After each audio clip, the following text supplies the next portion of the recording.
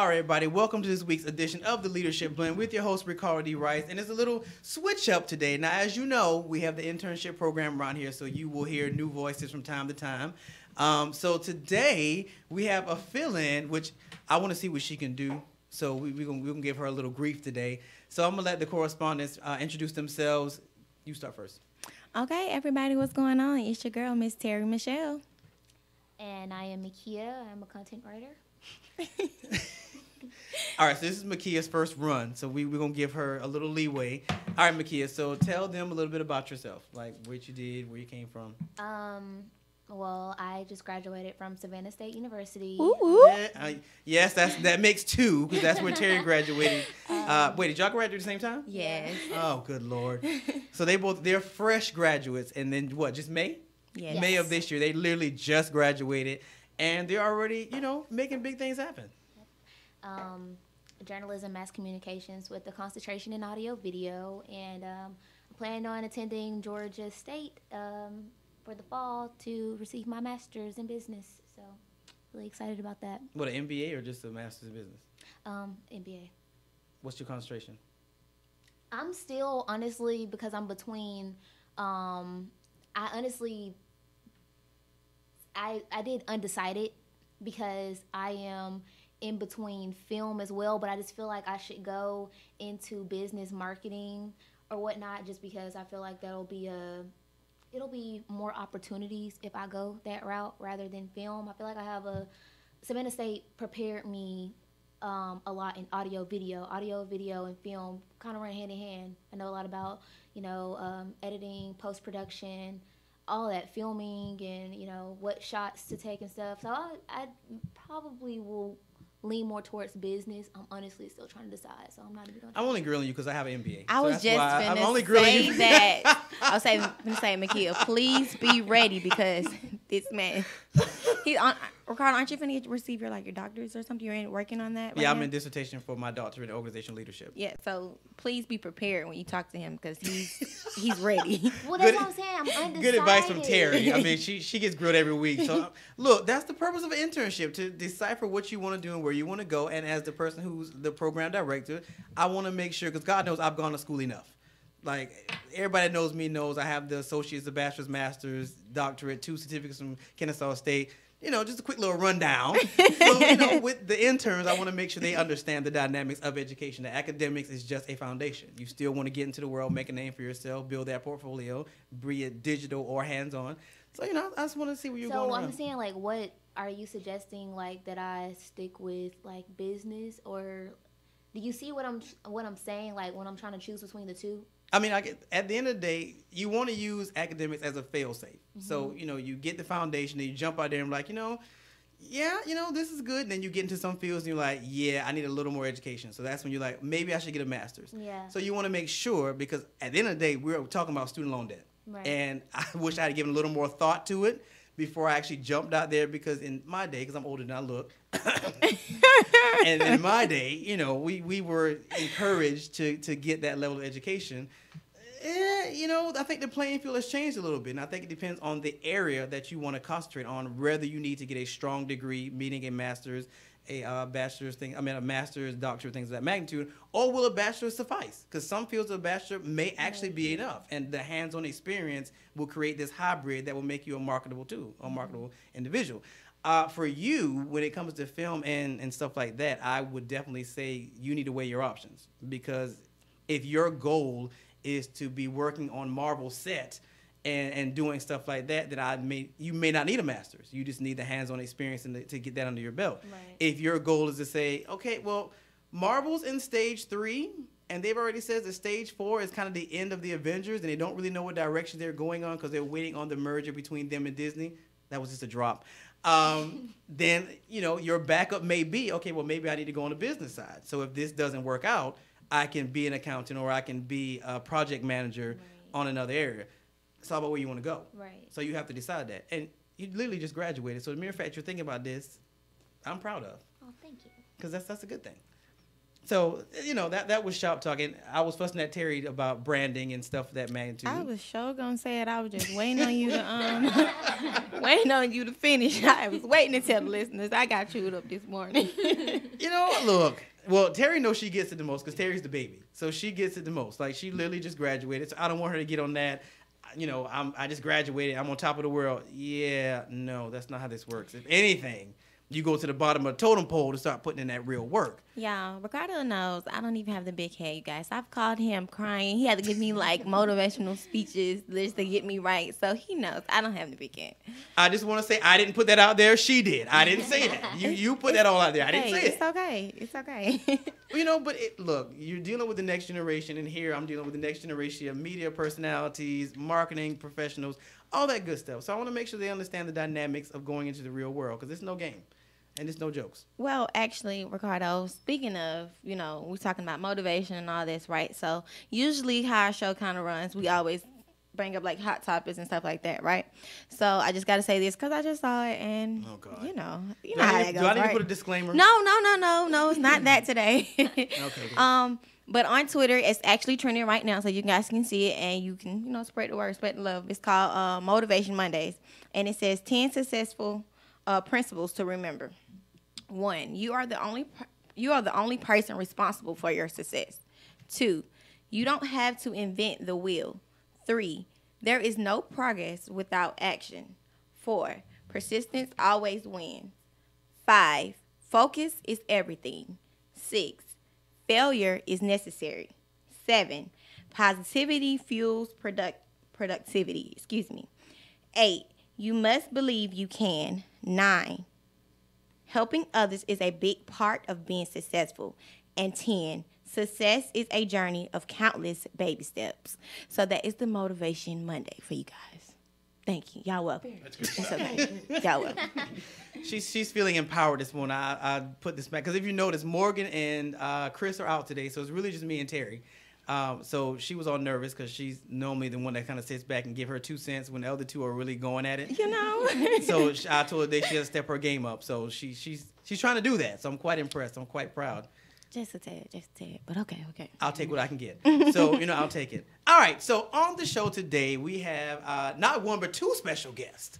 And yes, Ms. Monet, I read your bio, so I am interested to hear more about this. All right, so we're talking about sex trafficking today. And I'm going to tell you why I chose this particular topic. Everybody know I'm very meticulous about the topics I choose. I chose this topic because when you hear this particular subject, most people think, myself included, you think of females. Sex trafficking, females, you never think about a male leading the charge against this particular topic. So I definitely want to hear what it's like being a male in a more of a female thought topic like sex trafficking. So today we have us, and I just want to say it took me 5 months to get him here, but he's finally here. So, we're happy about that. Mr. Bob Rogers, everyone, I'm going to let him introduce himself. So tell us about you, sir. Yeah, no, thanks. Delighted to be here, Ricardo. Appreciate it. I do think, what'd you say before we went on the air? You were 14 when we started trying to get this scheduled. But I'm excited to be here because it's a platform and you've got a listening audience that I love to be able to share this information and talk about it. Sex trafficking is one of those things where it is more prevalent than most of us, the vast majority of us realize. We don't realize that it's occurring with our kids in our neighborhoods and in our communities. And so as horrific as the topic is, it's a critically important one because we've been silent for so long. It's created, immeasurable harm. I have been in the space with an organization called Street Grace for a little over 2 years now. And started, prior to that, was president of a graduate university here in Atlanta, Richmont Graduate University, and we would graduate 50 to 75 master's level counselors every year. We opened 7 mental health counseling centers and then a mental health trauma center in Chattanooga and a mental health trauma center in Atlanta, and woke up one day and we were doing 25,000 sessions a year. In addition to graduating the group that we were graduating, that were prepared and equipped to become licensed professional counselors. And everywhere we turned, this issue of sexual abuse, sexual exploitation, sexual harassment, sex trafficking always seemed to bubble to the top of the list. And so it's one of those things where I wouldn't say that I intuitively picked up on it. It just kind of hit you. I mean, when you're surrounded by a group of mental health educators and trainers and practitioners and students and centers, and everywhere you turn, that's one of, if not the most significant issue that folks are dealing with across the board. You just kind of get to the place where you have to deal with it and you have to look at it head on. And I had the exposure one time of walking down the hallway on the Chattanooga campus and saw that we had a human trafficking organization speaking to the students. And candidly, what I thought was, I'll just do the good presidential thing and I'll stick my head in the back of the room for 10 minutes and I'll listen and then I'll go on and do my lunch. And so 45 minutes later, I was standing in the back of the room and I was just completely frozen, having heard what this really looks like. And for me, it's embarrassing, but I was in my 40s when this occurred, late 40s. And it's the first time that I realized, oh, this isn't just a cause. This isn't just statistics. This is evil, and this is people. The statistics represent people. And I heard a story at the end of the presentation where the guy that was up there talking had just been a part of a sting operation that had occurred, and he was in the room with law enforcement. And when an arrest took place, the person that they arrested was cuffed and seated and was waiting for transportation to arrive, and it was the trafficker. And the officers that were in the room had made comments about the fact that they knew him. He had been arrested 3 times prior on drug trafficking and drug dealing charges. And so the friend from the not-for-profit was sitting talking to him and just said, hey, these guys all said they know you. You've been, quote unquote, successful in the drug trafficking business. Why on earth would you be doing human trafficking? And he wasn't angry. He wasn't bitter. He wasn't mad. He just looked up and said, well, it's simple. I can sell a bag of drugs once. I can sell a 13-year-old girl later 10 times a night. Oh, wow. And I just remember that being the worst feeling I can remember in my entire life. And I went back to the hotel room that night in downtown Chattanooga at the Marriott, where I was safe and secure and was laying in bed. And about 10:30 at night, the lights were out, the TV was out, and I'm this grown man laying in a bed crying. And I picked up the phone and called my wife, and I said, I don't know what's going on, but I think my midlife crisis hit today, and I need a motorcycle. No, yeah, I said, I need a motorcycle.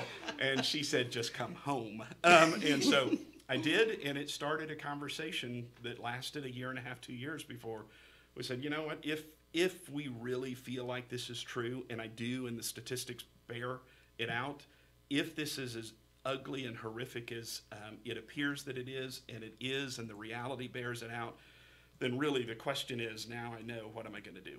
And so for us, it led to a conversation that eventually wound up with me resigning and transitioning out of the school and moving into the position with Street Grace. That was a long answer. I apologize. I got tired of hearing myself talk on that one. I think we were all kind of captivated, right? That's not what I expected to hear. Yeah. Very intense, and I was like, whoa. I mean, the fact that somebody actually said that is appalling in itself, but to believe it is, I guess, even worse. To believe that that's, a human life. Okay. All right, Miss Monet, introduce yourself and tell us a little bit about you. Okay, my name is Monet Colbert. I am the owner of Shades of Monet, which originally started as a cosmetic line and now has morphed into a beauty educational platform. And I have worked in the entertainment business, so I am applauding you and rooting for you all the way. Thank you. There you go. And congratulations on your book. I know that you recently launched it, and I'm wishing you much success A on woman that's that. done her research. Yeah. Her research. I didn't even want to throw that in there with you. She did. Is it too late for me to say I wish I'd have said that? Yes, Bob, it is. Wasn't trying to throw shade.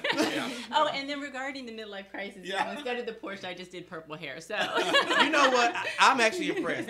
It works. Yeah, It works. thank you, It is thank because you. I'm really over here just like, oh my God, you're so beautiful. Oh, I love yes. your hair. Thank you. I mean, she does appreciate that. cosmetics. If she looked busted, I was gonna have to call her out.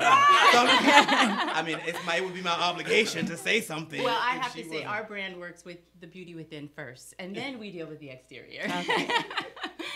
But thank you so much for having me on the show, and thank you, Bob, for inviting me. I'm glad to be working with Street Grace. And Oh, no worries, no worries. All right, so since we're there, let's stay with you for a second. So Okay. tell me about how it got started. How did you get into the business you're in?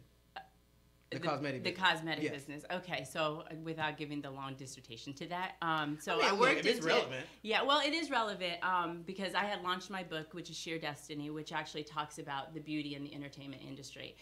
When I started, it was in LA, and I was pursuing an acting and modeling career, and I was a single mom, and it was very, very difficult to survive.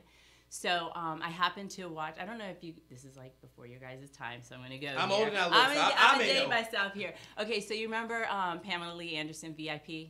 Oh yeah. Yeah. Okay, so I was on that show, but Nikki Franco, who was on that show, who was the I don't want to curse, but bad butt, you know, the rough girl, you know. I'll keep it clean. Anyway, she was hired as a trainer for the talent there, and then they liked her work, and they brought her on as a cast. And so I had read an article with her one time, and she said, you know, if you can't get the job on scene, get the job behind the scene. So it was one of those light bulb moments in my young 18, because I was 18 and single mom at that time. Oh, wow. Yeah, very young, trying to make it in LA, moved from the East Coast to the I was West about to say, Coast. where did you move from? Because Yeah. most people move from somewhere to From go to the LA. East to the West. And if it wasn't for the living on the East Coast, honestly, and I feel like when you come from the East Coast to the West Coast, you have a better shot than going from the West Coast to the East Coast, because it's just a rougher life when you grow up.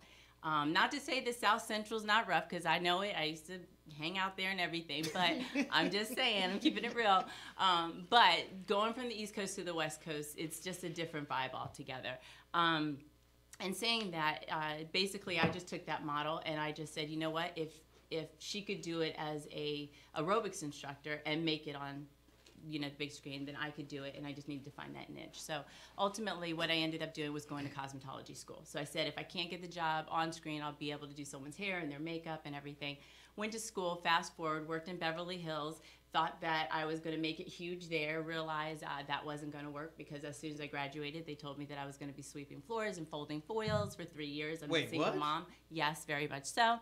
So I thought that the 90210 zip code was like the place to be, but Well, I mean, they had a show at that time. Yeah, so, I right. mean, They one did would during think. that time One would too. think. Not that I'm dating myself again, but yeah. So they had the show and everything, just like you said, and I just realized at that time I had to just leave that. So while I was doing that, though, I was also working at an all-black salon, which was the only top black hair salon in LA at the time, called By All Means. So I guess you figure out what that stands for. So everybody, Martin Lawrence, Tisha Campbell, everybody was all in there. So it was pretty cool. So I could be at Beverly Hills 3 days a week, in the hood 3 days a week. And it was a great mix. Okay, I'm wait. just Did gonna you keep it ever real. meet Kim Kimball? No, did not meet Okay. Kim Kimball. No, That's the no, only name no. I know when But it comes to hair. she wasn't there. She wasn't. No, not. Okay, I she mean, wasn't not Kim yet. not at that time when I was in there. No, but Tisha and everybody was there, because that was when Martin, you know, all that stuff was all. Which apparently big. is supposed to be a reboot. Yeah, so no, we're gonna leave that one alone. Maybe not. We're gonna leave that one alone. And then during the day, how I would also help support my daughter was I was working in a juvenile correctional center doing hair. So it's kind of like a joke in my book. I said, listen, if I screwed up hair, at least they weren't going anywhere because they were inside. So they I can't had be to mad. get- At least somebody did it. For them. Right, because I was assisting, so I had to figure out how I was going to get my, my experience in. So, but at that age, coming from living in the projects and growing up, it also gave me a way to heal myself, because I was working with inner city kids inside, locked up. So I realized what I didn't want to be growing up, and where I wanted to make sure that my brands at that time, I think that was probably the seed that planted getting into a philanthropic approach with my my businesses down the road. So fast forward, leaving LA, ended up in Florida, and had to do the same thing all over again, start all over and build a brand. So when you're working in the entertainment world, you're working as a freelance artist, it's a grind. And now going from the union world to the non-union world, which is Florida, it was a different market. So I got out of film and I got into modeling and fitness, and then that was what started Shades of Monet. One of my clients who I was servicing as a makeup artist, she said, have you ever thought about starting your own line? And I said, no. So I'm an opportunist. You give me a great idea, I'll run with it. So yeah, that's how it works. I'm about that life. And if you're a hustler, then you just hustle until you get there and you figure it out. And I like what you said. How many times do you have to fail? a lot, Oh, right? yeah. You have to fail a lot because it's just stepping stones to get to the next level. So I failed a lot. Actually, I didn't fail. I just learned a lesson. So That's what it's all about. that's what it's about. So that moved on, and then unfortunately, I ran into a roadblock because with that idea that launched Full Fled, I had a major Fortune 500 company want the rights to my company name. Yeah. So it kind of slowed the process down, and we went through some legal battles, but needless to say, without a college degree, I won. Hello. Thank you very much. Score. Wait. Yes. We're talking about college degrees all I around was here. wait a minute now. Yeah. Hold on now. Yes. We have a place. We have a place. Yeah, so everybody always says, "Well, where did you go to college?" I'm like, the School of Hard Knocks. But I do encourage the degree. I encourage it 100%. I have 2 kids, and they both are going through college. One's finished college, the other one's majoring in music. So I support it in the endeavors, even if you are a creative artist. Let's put it that way. So that's the short end of it. Okay, well, I have just one question. It's a little bit, past because, earlier we were saying that I was just getting chewed out by Ricardo, right? So Shoot this out was- is a strong. Okay, well, not word. chewed out. Not chewed out. He was just really giving me, what do you want to say, constructive criticism? That works. It was a Yeah, you can teaching say that. moment. It was There Okay. you go. I was about to say, It was I a was thinking teaching Bob moment. saved Yeah. me. You're Either an coaching educator. or teaching or coaching. Okay. So he was telling me basically, I need to get out of my Shaquetta mood and transform into my Savannah with a briefcase mood. So let me explain, because when I was saying it earlier, Bob was like, huh? Like, what is that supposed to mean? So, okay. So, I'm trying to figure the briefcase. I'm like, Yeah. okay, so let me explain it. Earlier, when you were just talking, you were saying how growing up, like on the East Coast, because it's a little bit rougher or whatever like that. And I think that's my experience, I guess. Being in Atlanta, you growing up, so you become a product of your environment, I guess, in a sense. And then it's like now transforming into like radio, just being like you know how to articulate your words really, really well. So especially for you not to have a, college degree or anything. And it's like, if that's the transformation he's trying to give me, what advice would you give other girls that's, doing the same transformation? Does that make I think sense? that's a very fair That's a great question. I think question. it's a great I'm question. trying to make sure I didn't be demonized in that statement. Okay. No. It's a, Did it's a everybody fair understand what I was? And and I know why you're asking, because I get this all the time. When I was teaching with L'Oreal for 5 years, for example, when I got the job with Redken, you needed to be certified. You had to be with the brand for quite a few years. I didn't have any of that. So remember what I said in the beginning of my story. When I started in the cosmetology world in the salon, it stopped right away. And I talk about this in my book. And that's just because I couldn't afford it. With Redken, I was in the same kind of situation. So my attitude is this: when you want something, you just go for it, period. Don't look at what the requirements are. You know how many times I've been told, do I have a college degree? I went to college 3 months. I didn't even withdraw from my classes properly. I probably got a 1.20 average because I didn't even know you had to withdraw. So I just quit. So it's why I'll fail. I'm not bragging about it, but it was an unexperienced, irresponsible decision, not being coached by adults who I just didn't have that. Now that I'm older and I want to go back and I want to do things, well, there's a price to pay because there's consequences behind it. But don't let where you come from define where you're trying to go. Also, don't lose the root of where you come from, Okay. because that's what makes you unique, honestly. And I have had to adjust in so many different ways, especially working for one of the largest companies, global companies, L'Oreal. So I have to represent it a certain way. I have to be able to articulate my words a certain way. So do I have to work 10 times harder? Absolutely. But do I want it? You darn right. And if I do, I'm going to go for it. So don't change who you are. Modify it, refine it, and then just let her come out. Okay. I like Okay. that. I You like are that. Thank you. amazing. You Yeah. know. She said the same thing I said. She just said it differently. I just want to point that out because you feel like you got an epiphany right now. Just because another female said, "Nah, you feel empowered and stuff." Nah, I'm not aware about that, but it's fine. Whatever. I think Bob see different sides of me, right? But that's No, why my it's- brand is also called Shades of Monet. Yeah. Just so that Yeah. we know. You're so gravitating. It's just like, Well, keep talking. and let me say something about Monet. And part of the reason that organizationally the DNA for Street Grace and Shades of Monet works so well is because one of the things you never hear from her is you never hear bitterness, you never hear anger, I mean, I know that along the way there had to be some of those times. Yes. And she's told me that it's there, and I don't want to see it, so I'm always really careful what I say.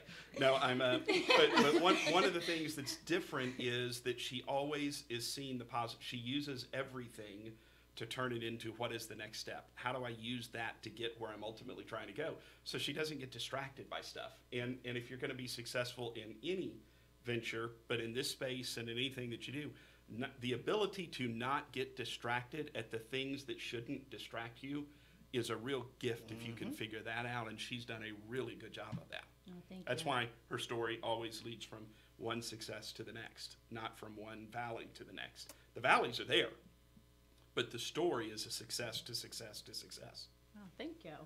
Okay. All right.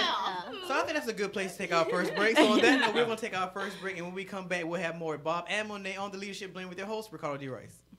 Life comes at us fast. One thing that gives us comfort is knowing that someone is there when you need them. Well, at Pleasant Hills Insurance, that's our promise to our clients. Call 770-910-7460 today or visit our website at pleasanthillsinsurance.com for your free, no obligations quote on retirement and life insurance. Many of the large agencies have turned their back on the retired workforce. At Pleasant Hills Insurance, if others can't qualify you, very often we can. Pleasant Hills Insurance proudly provides options for preconditions. So call 770-910-7460 or visit pleasanthillsinsurance.com today for your free, no obligations quote on retirement and life insurance. Pleasant Hills Insurance. We're here when you need us.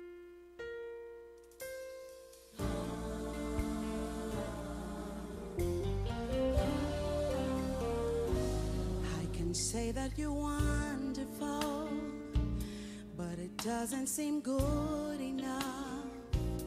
I can say that you're kind, but that would miss the mark. I can say that you're beautiful, but to me you are so much more. How do I communicate exactly who you are? I'm trying to convey the sentiment of my heart and say I really do appreciate the way you brighten up my day. I can't find the words to describe you. It would take a million years. It would take a million years to explain the way I feel. You are the epitome. You are the epitome of everything I'll ever need. I'm so in awe of you. Lord, you leave me speechless.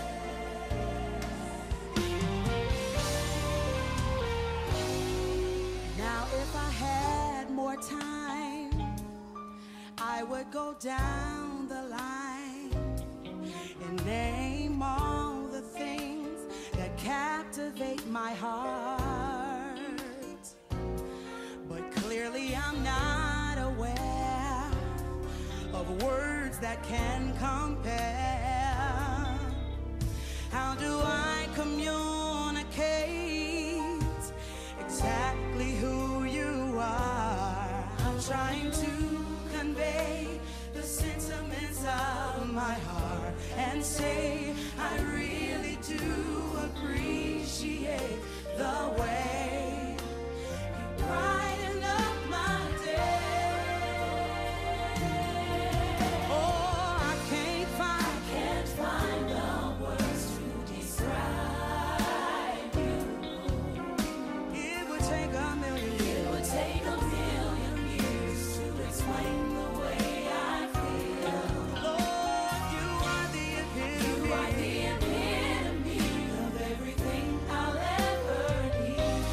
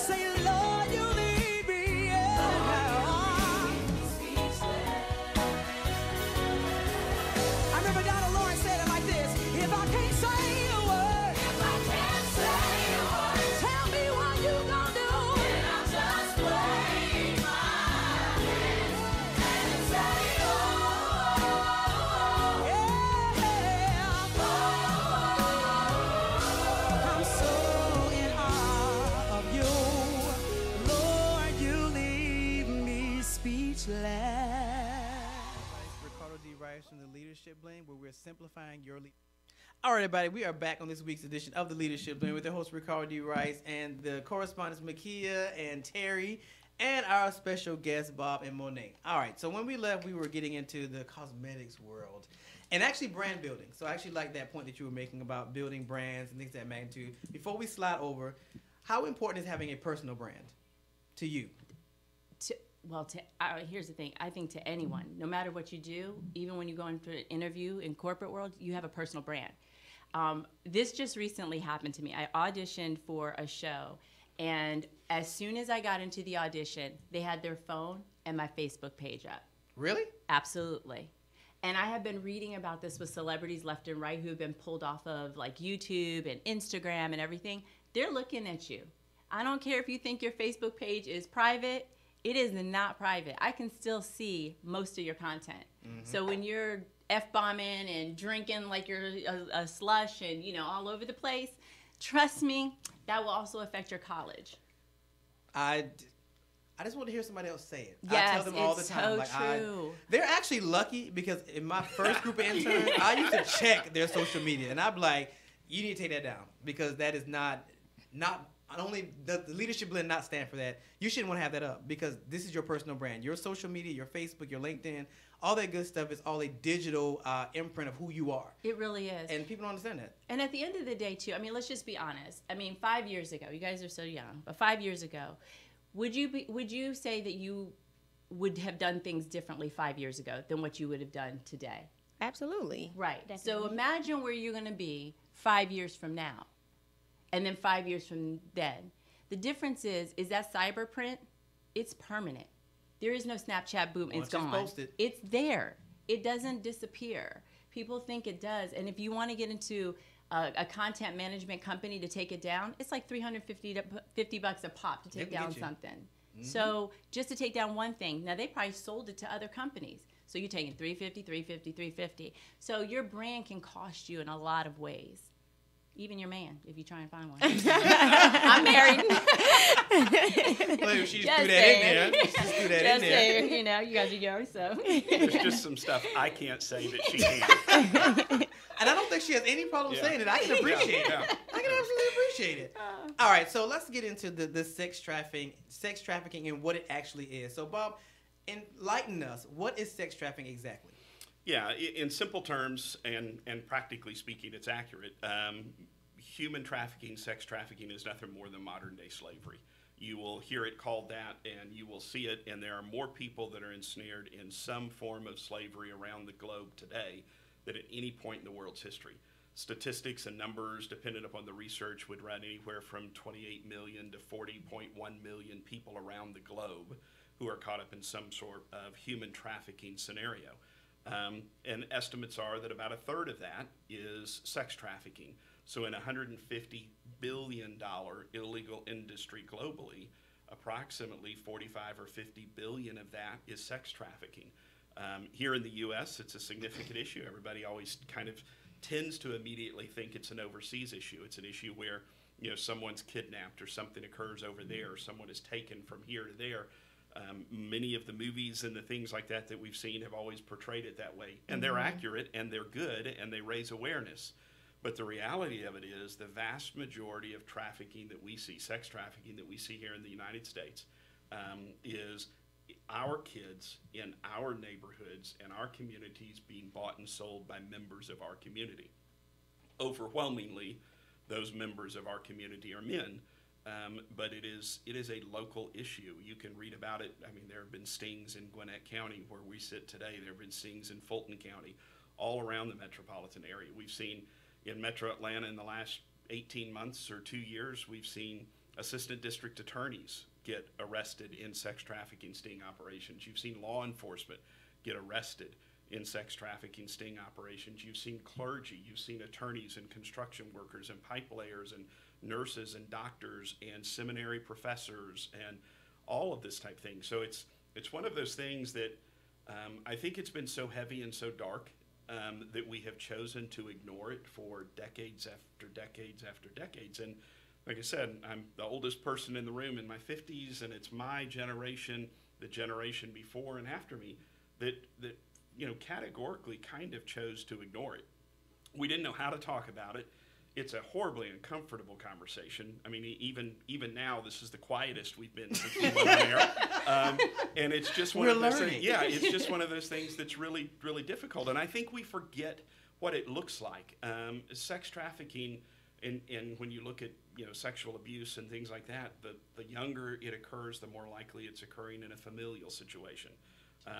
But there have been cases, and there are folks that we're connected with and work with right now that were trafficked while they were trafficked by their university professor. There have been cases where there are people that were trafficked by a neighbor that lived 2 or 3 doors down the street, and the child was coming home and sleeping in bed at night. In the state of Georgia, the latest statistics from Georgia Cares are that 91% of the kids who are trafficked, and the average age is 14. It used to be 12 to 14, but the average age, that's middle school stuff. The average age that this occurs to, or they're initially exposed to this, but 91% of them were currently enrolled in school at the time of incident. So this isn't just a homeless problem. It's not just an economic problem. It's not just a foster care situation, although the foster care system is absolutely broke when it comes to this. And yes, there are pockets of hopes, but systematically, it is one of the largest and most broken systems that we have out there with regards to this. It can look in any of these. I mean, we've seen it in the news, and you create a scenario, and that's what it is. Last October, we did an awareness campaign here in Atlanta and went through Airbnb and rented a home for a couple of weeks over in Decatur. A nice middle-class home probably cost $300,000-ish, and we spent a week and converted it into a simulated sex trafficking operation. And then we did private tours for legislators, law enforcement, and VIPs, and key influential people in this cause in the city of Atlanta. And we would take them through 10 or 12 at a time. And this was a 2-story home that was converted into a simulated sex trafficking operation. And in every scenario, every room in the home was recreated related to a bust or a sting operation that occurred in Atlanta. We didn't have to get Hollywood, and we didn't have to get hypothetical. This was just reality, and it was just a glimpse into what has occurred. So when people toured the home, they toured the home from the perspective of a buyer of sex, as if they were there to do that, and got to see what the operation looked like. But the simple terms for sex trafficking is it's human slavery. It's another form, and you hear it often referred to as modern day slavery. It's exploitation. It's a person that doesn't have the choice, that doesn't have the power to walk away, and it is almost always involving somebody exploiting someone else's weakness, whether that's mental, psychological needs, physical, money, drugs, alcohol, et cetera, et cetera, et cetera. So is it like collective prostitution, or is it actual slavery because they're being sold and they're not getting the proceeds? Yeah, that is a long and multifaceted conversation, and it probably just to a large extent leads oftentimes in just a lot of circle talk. Okay, yes, prostitution is a part of trafficking. Okay, the question then goes back. And you'd have to back up from the incident of prostitution, and you have to ask yourself, what led somebody to being there?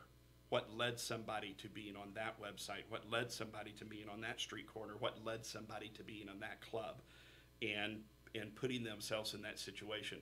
I think categorically the answer is no healthy person winds up in a situation like that by choice. And maybe there are some folks that would argue vehemently about that. So maybe there's a portion of less than 1% of wiggle room so I don't want to get hung up on the debate on that.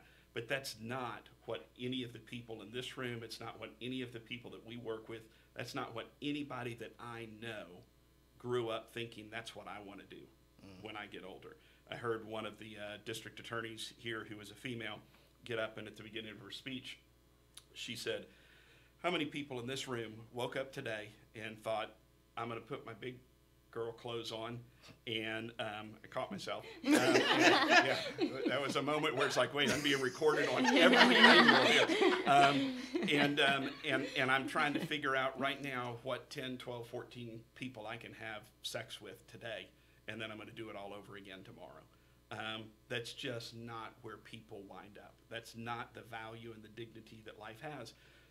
And so the components, if you get it to it from a technical standpoint with sex trafficking, would be force, fraud, or coercion. In the state of Georgia, that's the federal statute that says it has to be force, fraud, or coercion for that to occur, and those are pretty broad definitions. In the state of Georgia, our law for minors, which is anyone beneath the age of 18, goes far beyond that, and it says force, fraud, and coercion for a minor don't even have to be proven. I have a question. Yeah. So, are most of the kids, or well, younger, the younger people who get into this situation, are most of them like in some type of troubled situation beforehand that you find out? Like, are they in poverty? Are they struggling with school? Are they alcohol, drugs, or low income Yeah. families. Yeah, like, or are most of them in situations like that? Because you have a lot of young girls as well who if their parents don't have transportation, they ride MARTA in Atlanta. They ride MARTA, or they're walking by foot. So do you find a lot of them coming from situations like that? Yeah, I think the answer to that, and candidly, and I'm not even being tongue in cheek on this, the answer is yes to almost everything. Mm-hmm. Yes, economics creates vulnerability. Yes, drugs and alcohol creates vulnerability. Coming from a broken home creates vulnerability. Coming from a home with unresolved mental health issues creates vulnerability.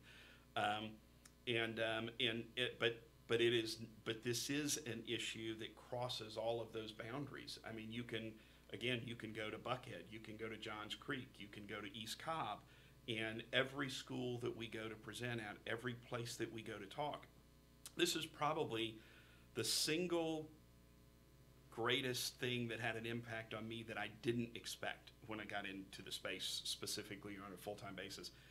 And that is 1 in 4 girls before the age of 18 will experience some form of sexual exploitation, according to a CDC report just, I think, as recently as 2015. 1 in 4 girls. Well, there's 3 sitting in here right now. Mm-hmm. Everywhere we go to talk, 1 in 6 boys will experience some form of sexual exploitation. Not trafficking, it may or may not be, but some form of sexual exploitation before their 18th birthday. And according to Thorne, which has done a lot of research in this area, more than 500,000 babies will be born this year in 2018 in the United States of America that will experience some form of sexual exploitation before their 18th birthday. 500,000. You have to ask yourself, the question is, how is this not the conversation that everyone is having at all times right now? Yeah. Because this crosses and it breaks every barrier. It breaks racial, it breaks economics, it just crosses all of them. Mm-hmm. And you see, when you hear and when you read about this, you see it in all forms and in all counties around Atlanta. There was a study that was done about 4 or 5 years ago that was looking at the prevalence of activity, the buying activity. So the guys, primarily guys who were attempting to purchase sex with minors or with adults, and 65%, there was this perception that this was an inside the perimeter issue. And when that data collection was done, 65%, or just a fraction over, of all of the phone calls that were made to purchase sex on those ads that were posted came from outside the perimeter. And the single greatest corridor was the 400 North, 75 North. Why? Because that's where the most disposable income is in mass. Okay? I mean, you got to be able to do something like this. You've got to be able to slip out of work or do something on your way home. A couple of $100 has to disappear, and nobody's got to know. Nobody's got to be able to track it. Mm-hmm. And so this is also a crime, I guess you will, of somewhat affluence, not always, But the average buyer of sex is a guy that looks a lot like me. I mean, he's a 40-plus-year-old white male. I flattered myself by throwing 40 in, but I was gonna let yeah, it ride. yeah, I thank wasn't you. gonna say a word. I was No, gonna let it ride. I saw the look in your eyes, and you're like, wait a minute. And so yeah, it's a really difficult thing to do. And the hardest part about it is transitioning all of the efforts and energies to, if we're going to end this, we won't end it without addressing demand. We won't end it by following folks around and helping them put lives back together, or praying and hoping that they can put lives back together. We will end it by addressing the demand. When a guy is scared to death of the consequences of walking through a room, a hotel room, and laying cash on the counter and attempting to purchase sex with an adult or a minor, which overwhelmingly that's code word for rape. Okay? I heard somebody, well, never mind.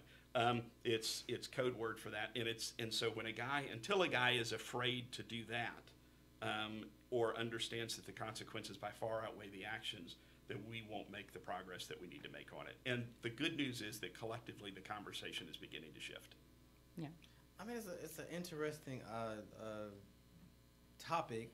I guess for me, I'm trying to understand, like, okay, so when I think of sex trafficking, I think of, like you said, across the ocean, people being brought in. So what does it look like, let's say here. So what does it look like? People in hotels, and there's like for lack of a better term, a pimp who gets the money for prostituting the girls. What does it look like? Like, Can I share a story real quick? Please. That's very Yeah, similar. please. Okay, so my youngest one, actually, 8 years ago. So she was only 11 at this time. 9, 10, 11, somewhere around there. So in my house, they could not have social media accounts. And there was very specific reasons why. I used to work for a company that was an online investigational company that worked for America's Most Wanted, Amanda's Alert, all of that. So I was more aware of what was going on out there with young girls, plus being a victim to this topic that we're talking about.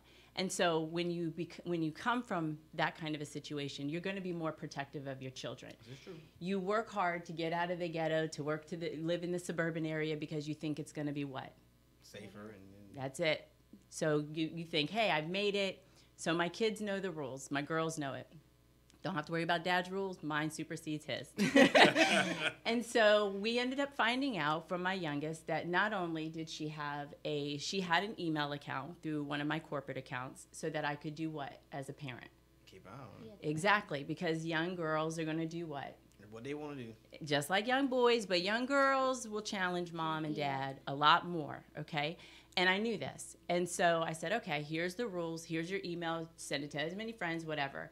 Well, I went down to her computer, opened it up, logged into something, and I saw a Facebook page come up. But it wasn't a fan page. It was a Facebook page. And you had to log into it. Now, I don't use this computer. So I knew it wasn't my account. So I remember sitting back and I said, do you have a Facebook account? She said, no. And I did this. I'm going to ask you one more time. Okay. And that's when the crocodile tears came out, right? So I said, great, put in the passcode. Because first of all, how old did I say she was? What, 11, right? Like, Right. How old do you have 11. how old do you have to be to have a Facebook account? Is Like there still 13, age? 14? Yeah, it's 16 with parent consent. Oh, Really? Okay, okay. Yahoo account, 18 with the parent consent. Yeah. Okay, so all these things are important for parents to pay attention. I live in the suburban area, right? So I said, okay, great. This is what we're going to do. Open it up. So she truncated she put her name as something else. She had 500 friends. How old is she? 11. Okay, 500 friends. No, Do you it took think me to she's get got even 500 friends in her school? No. Okay, so we're going to just keep going with this one, right? I said, so in order to get the Facebook account, you had to have an email account. So I said, what email did you use? So we found out it was a Yahoo account. So what did she put in her? All her personal information. So now somebody knows where we live. Okay, so I said, all right, we're going to go a little further. Let me see this. And I started scrolling down. And this is where parents really have to pay attention. You can think your kids are innocent. You can think they wouldn't do certain things. But when they are with their friends, or they're trying to impress their friends, or they're trying to get some kind of attention, there's something wrong. And you have to pay attention to that. It's a message. It's a warning. So I started to scroll down her page and started to see a whole lot about my daughter that I was a little bit more than disappointed. But it was a learning opportunity. So I could have scolded her and punished her, or I could have said, let's just teach this a life lesson.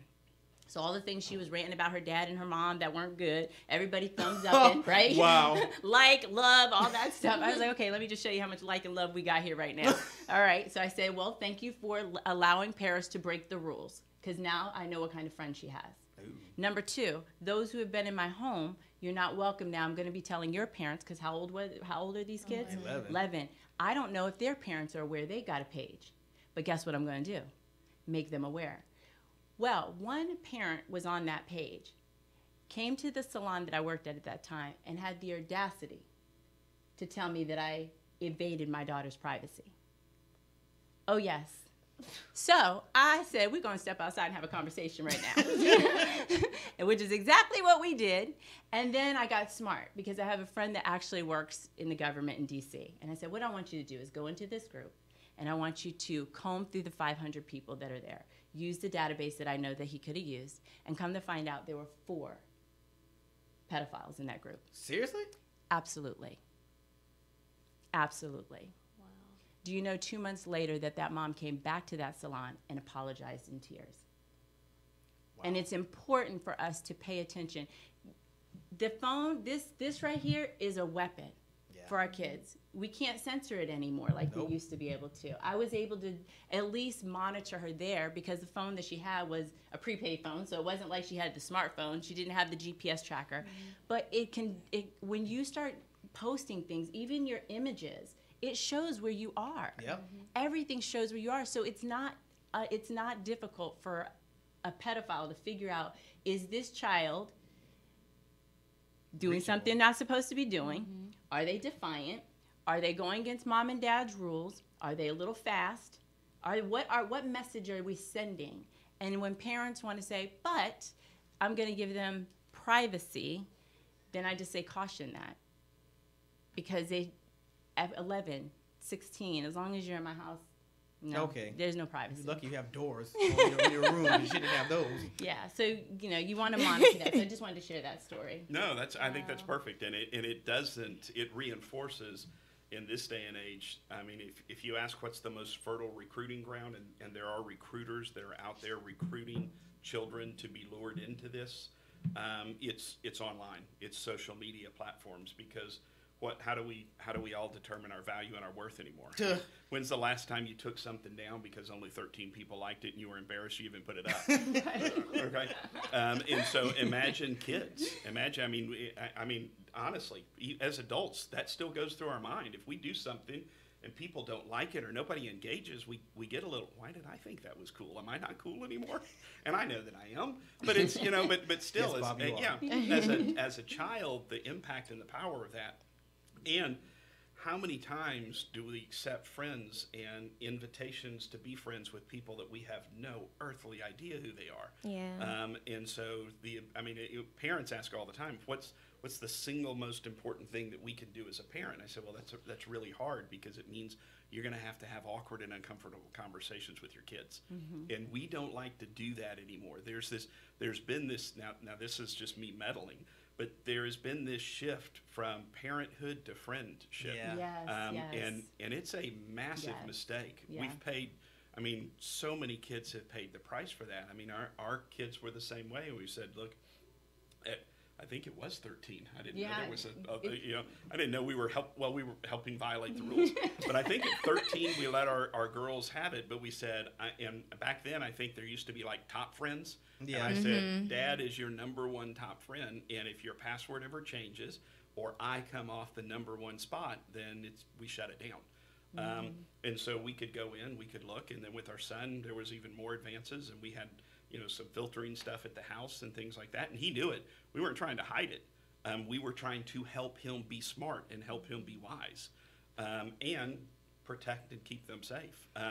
But somebody, especially around the topic of sex, somebody told us 50 years ago that you couldn't have conversations about sex around the dinner table. Yeah. And we just quit. And so, but kids didn't quit looking for the information. Okay. Right, okay. Right. We just quit talking about it. And so where are they finding it? They're finding it online. They're finding it with friends. The average age that a child sees pornography, and not the picture I hid underneath my mattress. The average age that a child sees, was that too much information? A little bit. Okay, all right. We'll test some editing skills there. But the average age that a child sees just graphic, violent, hardcore pornography now is around the ages of 10. And so and it's because of these mobile devices. Yeah. And when that happens, most mental health professionals will tell you that child has experienced mental health trauma and they don't even know it. And so it begins to feed. I mean, we hear in the line of work that we're in, we hear all the time about kids who were exposed to pornography at 5, 7, 8, 10. And the curiosity took them back for a while, and then it became more than that. And so, but even in trafficking, I mean, there have been arrests in the last year or two, the last 6 to 12 months here in Metro Atlanta and in Georgia, where children have been rescued from sex trafficking operations as young as 3 years old. 3 years old. I mean, and that's just, you almost, that is such a painful thought, you almost can't even let your mind think about it. Yeah. But we have to. You know, if we don't, we're not called to action. Do you think these effects are different for a boy versus girls? Like what you were just talking about, being exposed to pornography. Do you think it's different psychologically you would know, for a boy versus a girl? I don't think the research would indicate that it. I mean, you mean the young exposure? Yeah, like the. No, I think if anything, you would say that boys' brains, sadly. That's really where I was headed with it. I didn't want to outright say it, but. Yeah, I have I just wanted to piggyback off of what you were saying, like about being the exploitation to pornography at an early age. When I was younger, I have a brother that's 5 years older than me, and like between like my uncles and older cousins or whatever who would come over, why do they have this with them? I don't know. It's just from what I can like remember from when I was like really young, and my brother would get a hold of their like their porn tapes and stuff, or like What? yes, like he would get we did that. he would get a hold of their porn tapes, and he would hide them on top of our roof or whatever. And I found all this out because my older sisters are like maybe like 10 years older than me or whatever. So like I was always like in the, when you're little, you absorb everything, and some things, I have a really great memory, so I don't forget. I remember a lot of stuff. So I have on more than I should have, on numerous occasions, caught my brother, mind you, he's like 10, maybe 10, 11 or whatever, but I think it was like when I was 5, when I first, I was like, oh my gosh, like, what are you, I didn't know what they were doing or whatever, but my brother was just so into it, and, You're in this now. I don't know. None of us are going to help like, you you're get out. probably have to say the word. I mean, yeah, he was like, like he'll be like dry humping the floor and stuff. So I'm just like, what are you doing? And so like from that point, I just feel like when you see something like that, you're always wondering, I was like, what was my brother doing? And then like the older you get, like when you get to middle school, That what brings out the curiosity. Yeah, like when you get to middle school and they start teaching you, getting more on topics of sex and things of that nature or whatever, then you realize, oh, that's what he was doing. So he was, masturbating. Yes, and it's still like it's just. This is an uncomfortable conversation that Bob was talking about. I just, I don't want to get too like, but yeah, and it's just like it's crazy because I feel like for me more so, what that did to me, I had a Facebook account at way too early of an age. I was in middle school, and but the thing is, I feel like I matured really fast with social media.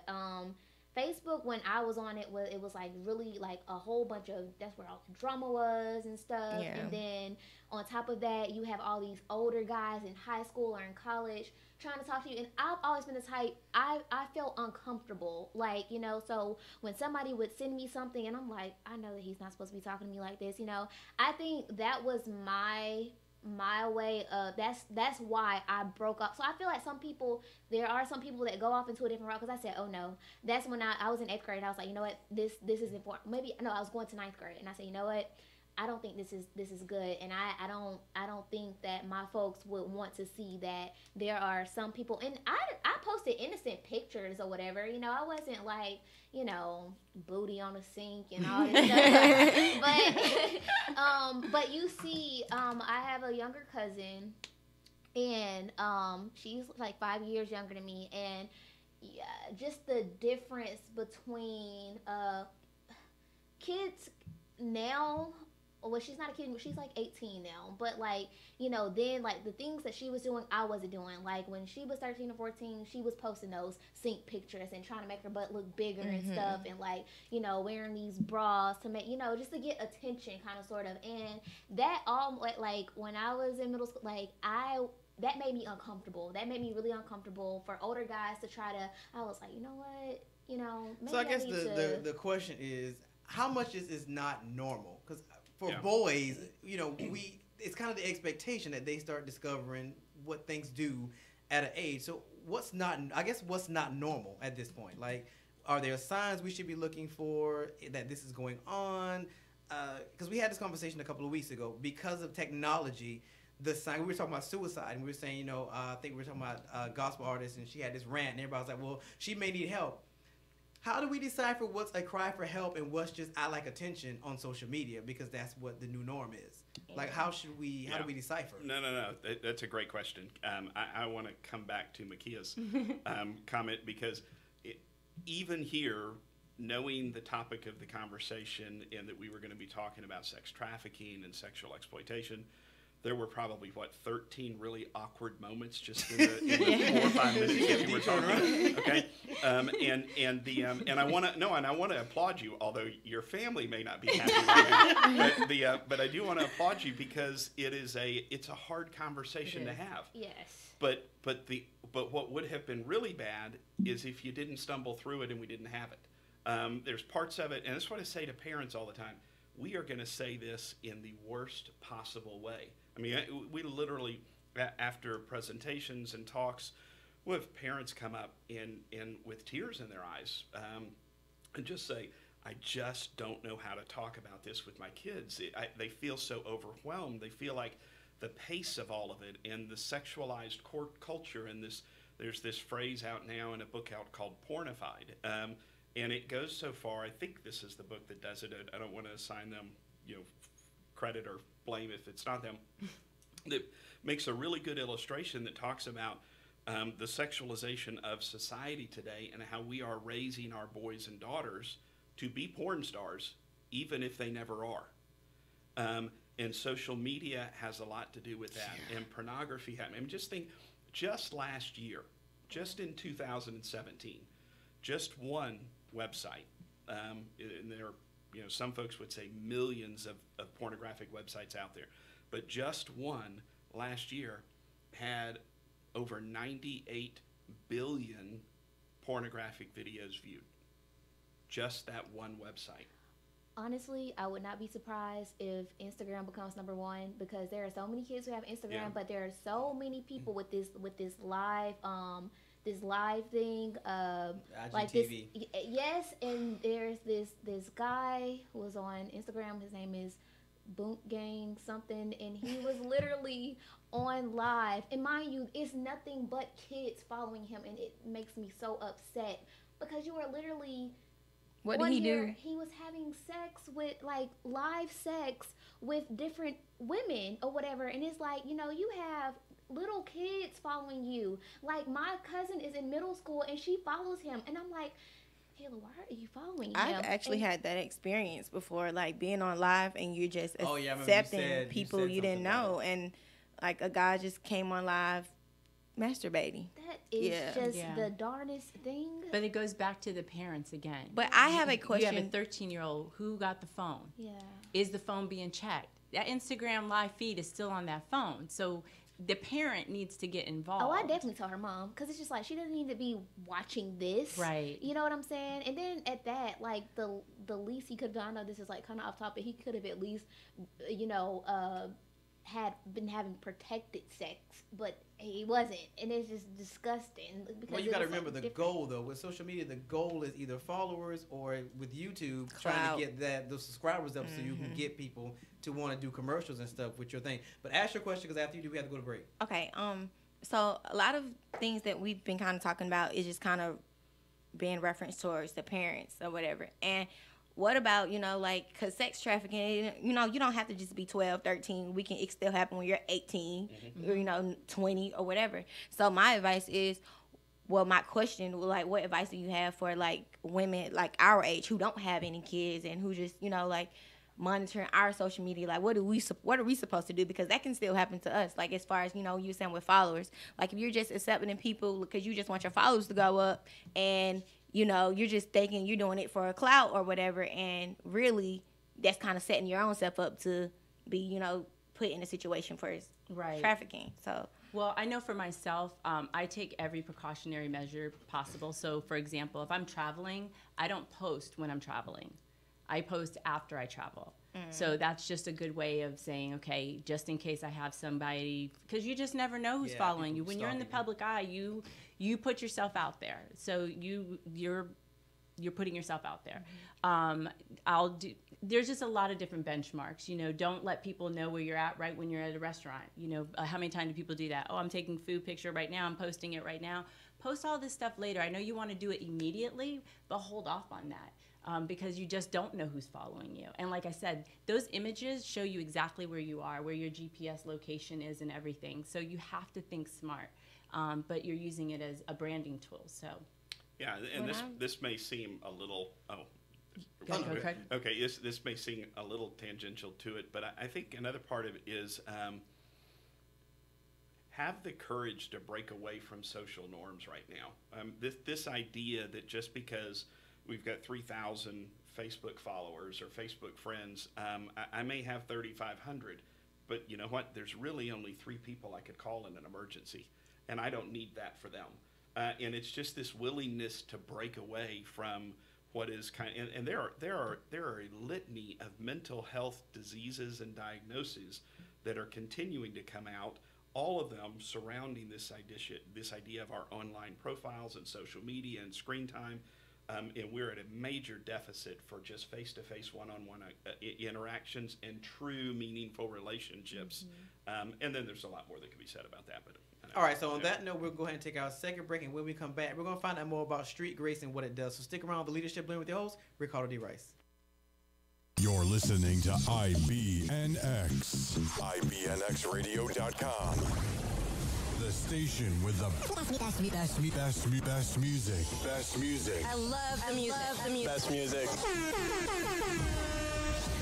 Hey, what's up? It's Jay-Z. Hey, I'm Mariah Carey. Hey, it's Katy Perry. It's your boy T.I.P., man. Get in. It's your boy Sean Kingston. What's up, y'all? I'm Beyonce. This is Nicki Minaj, and I'm in the mix with IBNX Radio.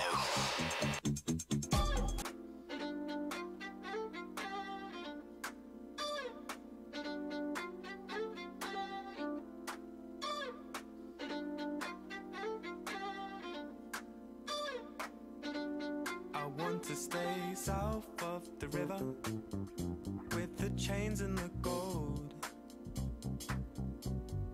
We could be out here together, but you have places to go. Watching the sunshine lace the gray. I don't know why you wouldn't stay. You should come south of the river where the loving is gold.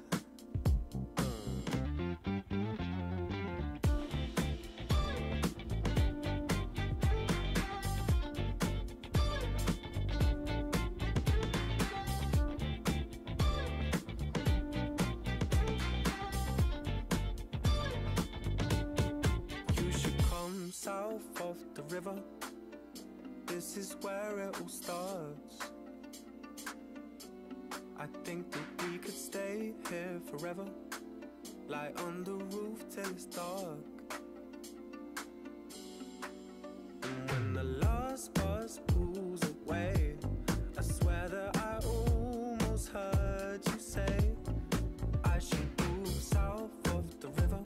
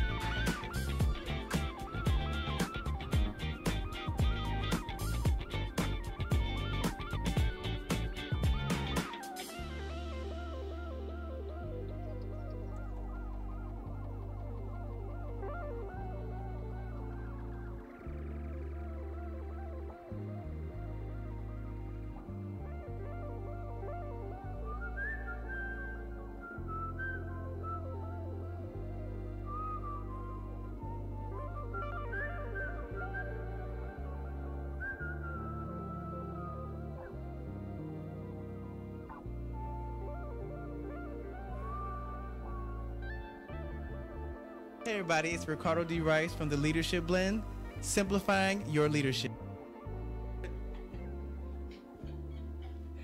Ridiculous. These are the bands. Where's my rider?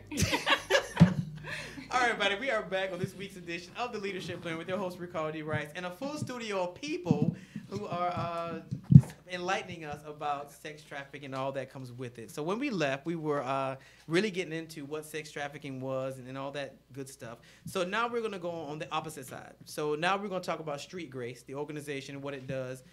So Bob's going to fill us in. So tell us about Street Grace. Yeah, Street Grace is an organization that focuses primarily on domestic minor sex trafficking or the commercial sexual exploitation of children, which meets all of the definitions that we mentioned earlier, but it primarily focuses on those that are underneath the age of 18.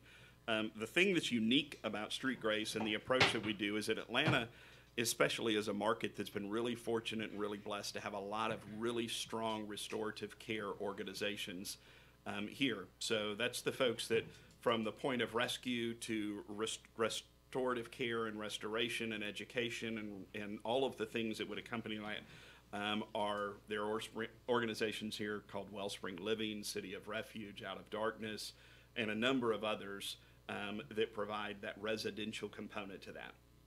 Street Grace's emphasis, going back to what I stated earlier, is if we really want to end sex trafficking and domestic minor sex trafficking, the only way to do that is to concentrate and focus our energies and efforts on ending or eradicating the demand.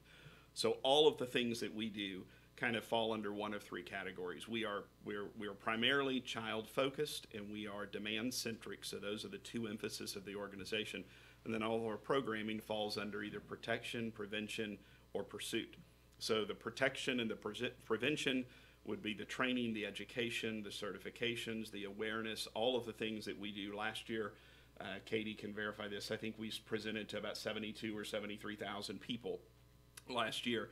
And about 53,000 of them were between the ages of 12 and 18. So getting that message out so that kids, what's the phrase? The eyes can't see what the brain doesn't know. So once you begin to understand this, and one of the things that is incredibly common as you talk with and work with folks who have been survivors of this, is for them to hear often, or for them to say often that there was this moment when they heard what sex trafficking was, and for the first time in their lives they realized, wait a minute, that's what's happened to me. And there's just kind of this moment where you realize this isn't normal. This isn't the way it's supposed to be. This is wrong. It's really wrong, and it's illegal.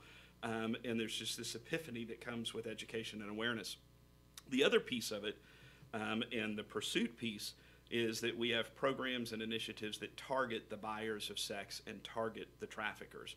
So our emphasis is on using technology and using resources to help get into a space that uses technology and resources for bad outcomes and for nefarious causes, and seeing how we can turn that around and utilize that to help remove the cloak of anonymity, if you will, from especially the buyers of sex, but the traffickers. So everything that we do, again, child-focused and demand-centric, and all of our programs fall up underneath of one of the P's: prevention, protection, and pursuit. And that's the way that we address the issue. And that's the way that we come after it, from the idea that we have to end the demand. So do y'all have like, if somebody comes in and needs a place to stay, can y'all provide that, or y'all have third-party people who can provide it? Yeah, we have relationships with all of the organizations I just mentioned and a number of others. We have never had been a part of a rescue or somebody that reached out that needed a way out that we couldn't have them in a safe house that night. So we have great partner relationships with the other organizations that I mentioned that are so good here in Atlanta. So we can always, and candidly, a lot of our relationships and theirs as well exceed and extend far beyond the borders of the state. We can help certainly in anything. We've been helped in North Carolina and South Carolina and Florida and Tennessee, and even beyond that, further up north into Michigan and things like that. So we're happy to help and able to help in any way. But it always would involve connecting with a partner organization that we know and trust. Okay. So what would be the first line of defense, like to safeguard your kids from becoming a victim of sex trafficking?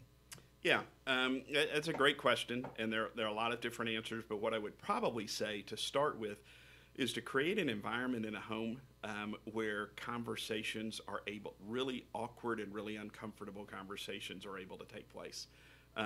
If it's a home that's filled with a lot of tension and a lot of frustration and a lot of anxiety and a lot of yelling and a lot of screaming and a lot of shame, that's going to be a really tough thing to happen. But to create this atmosphere where conversations and awkward conversations take place, and as the parent or as the adult in the room, be the one that's willing to take the first step and be vulnerable and walk through this. And I know it sounds like a really odd conversation to be saying to adults in their 20s, 30s, and 40s, be willing to have an awkward conversation with someone who is 10, 12, or 14. But it is remarkably intimidating because the weight of the conversation and the fear of getting asked or told something, and candidly, I've heard parents say it over and over, I didn't want to know. So if you don't ask, you don't know. But when do you think it's actually appropriate, to have that conversation? You know what I'm saying? Because it's like, okay, Yeah. a child is 10 years Yeah. old, but it's like, when exactly, Yeah. do you mention that? When you experience something on Facebook, or like what happened? No, there's two things. One of them is be willing to not be the parent that thinks that your child can never do anything wrong.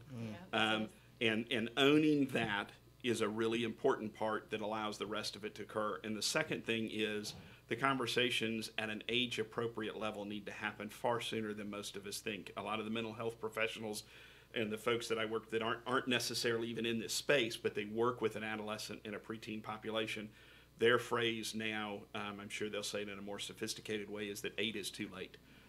If you haven't started having conversations about the body and sexuality, and I know we're talking about trafficking, and now it sounds like we're talking about sex education, but it's really hard to separate the two from each other if you're talking about prevention. That's where you begin. Absolutely. Absolutely. And so I think, it is, there are lots of good age-appropriate information. We have some of it on our website, and there's lots of good age-appropriate information out there to start having conversations at 5, 6, and 7, because that's when your kids, for the first time, to a large extent, are beginning to be separated from mom and dad, or mom or dad, or an adult. There are times that they're in a restroom, or they're off place, or they go to swimming, or they go to a party, or something like that, a birthday party, and it's just one of those things that you need to be having age-appropriate conversations. What touch is appropriate? So are you having like the birds and the bees talk, or are you I was gonna ask that. or are you having, hey, you can't let nobody touch you kind of talk, like? Yeah, no. You start off with, here's the stuff your bathing suit covers, kind of deal. Okay. And again, there's better terminology and there's better materials out there. I am not a wealth of that information, so I feel like Monet is. She probably has real candid conversations with her kids. But I do think it's very important to find resources, and they're readily available. So that, what we did with our kids at, I think it was 5 and 6, is that we bought a series of books that were good for 5 and 6-year-olds, and we didn't read it once and put it on a shelf. We literally read it like once a week to the point that the kids could like quote it with us, and we're like, that's okay. You can say that word in front of mom and dad. We don't want you to call it other stuff, but you can call it this. That's funny, because I was just about to say that's how I kind of got my first lessons of what this is, what this does, when this is gonna happen. My grandmother got me this puberty book or whatever, and it wasn't just about what happens to the female body or anything. It literally walks you through, like, kind of, it gets you prepared for, and it's not too much, it's not too graphic or whatever, but it kind of just opened my mind more, and to kind of open up my own curiosity, and to let me know what's right and what's wrong. Yeah. And so books are definitely play a big role, I feel like, and when you're younger, to read things like that, because I feel like it just connects, it's just almost like it just connects the dots for you or whatever, so you know what to do and what not to do, I don't know. But books, definitely. I remember with our kids at the age that, and I think it was younger. No, I think they all were about 12 or 13 when we kind of like went the deep dive, you know, the really, really deep dive where you just are like, man, it's hot in this room. You know, Melinda took the girls off, and they had a one at a time and had a girls' weekend, and then I was gonna say, how did that happen yeah. with the girl? Did you take care of No, the no, daughter? no. We were both a part of all of the conversations. Okay. But for the weekend retreat, Melinda took the girls, and I took, Bobby, and I remember, we did corny things, but Bobby is 21, and we still laugh about it today because, one of the things was, I can't remember what it was. It's like blow up a balloon and seal it, and then you have this conversation about when you give pieces of you away and things like that, and you take a pin and you just take a little needle and you put one hole in the balloon.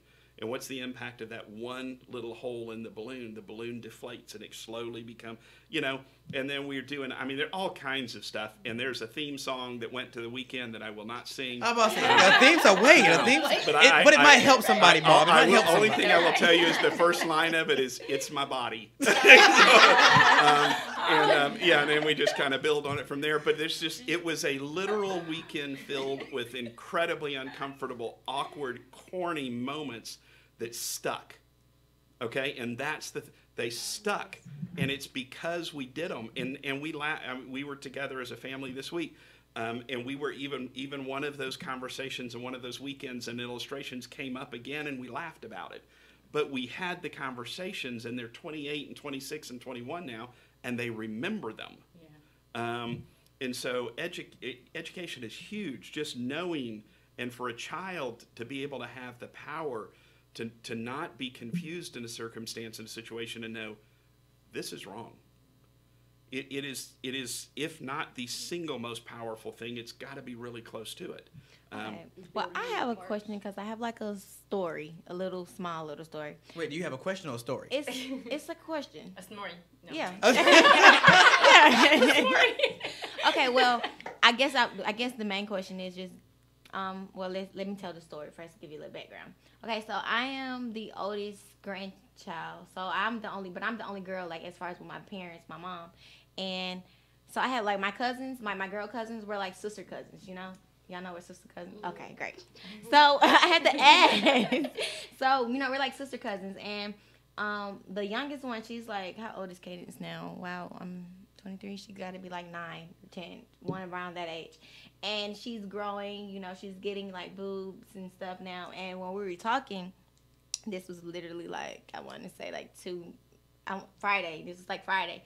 And, she's getting boobs and stuff. She was like, she went to the doctor, and the doctor was saying how she's like growing hair in places and stuff like that. And it's like, now that she's older and she's knowing this kind of stuff, like she mentioned even something about like her menstrual cycle or whatever. So the fact that she's getting older is like, if I'm like their sister cousin, is that appropriate for me to have that kind of, like, can I like guide her a little bit? It's just like, no, let her mom deal with that kind of stuff, or like, what would you do?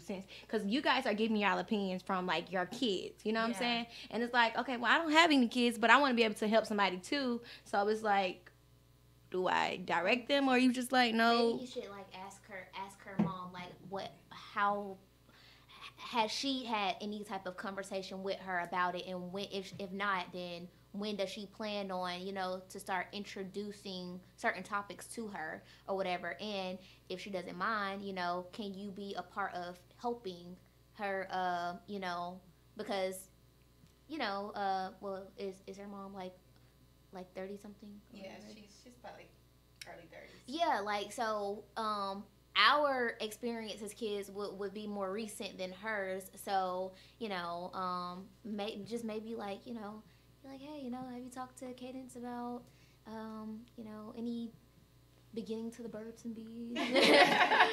Let me tell you about something that happened with us.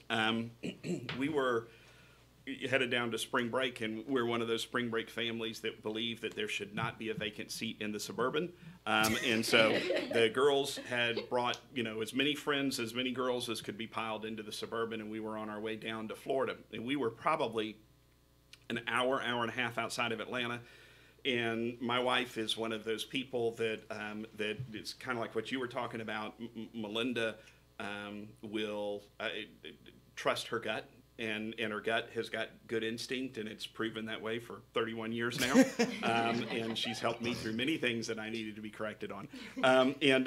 And so we were driving down the road, and all these girls were singing songs from soundtracks and cutting up and doing all this kind of stuff. And I don't know if the music got loud. I turned the radio off, and we were just all talking.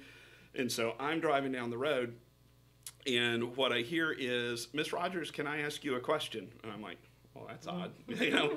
And it wasn't one of our daughters, so we were just like, okay, whatever. And Melinda's like, sure. And she said, you know, what is oral sex?